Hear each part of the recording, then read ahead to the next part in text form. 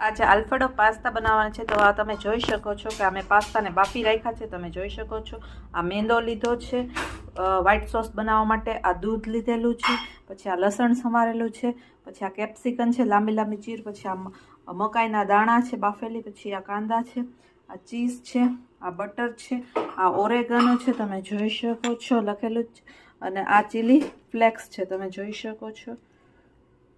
Butter મૂક્યું છે. ત્યારબાદ હવે આપણે વેજીસ એડ કરશું. સૌથી પહેલાં આપણે લસણ એડ કરીશું, તમે જોઈ શકો છો. ત્યારબાદ વેજીસ બધા એડ કરીશું, જેમાં કાંદા છે, કેપ્સિકમ છે અને મકાઈના દાણા છે.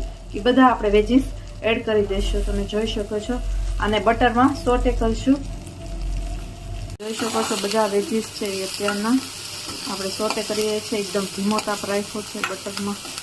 સોસ બનાવી રહ્યા છે. આપણે બટર એડ કર્યું છે, તમે જોઈ શકો છો. ત્યારબાદ હવે આપણે મેંદો એડ કરીશું.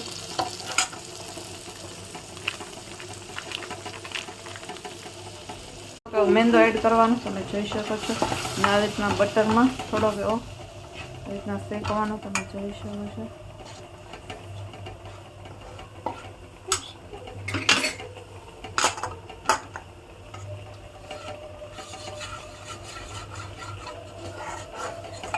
દૂધ એડ કરવાનું તમે જોઈ શકો છો.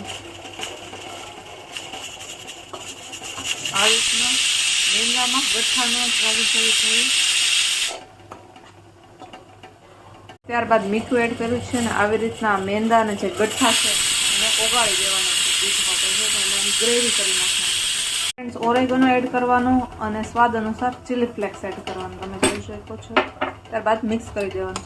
1 ચમચી ખાંડ એડ કરવાની.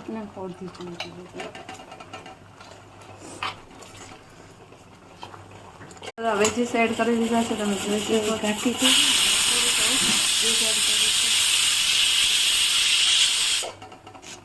ત્યારબાદ પાસ્તા એડ કરી દીધા છે તમે જોઈ શકો છો. હવે બધું મિક્સ કરવાનું અને ત્યારબાદ થોડુંક એવું ઉપરથી ચીઝ એડ કરીશું.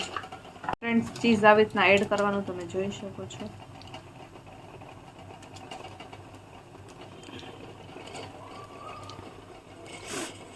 મિક્સ કરી દેવાનું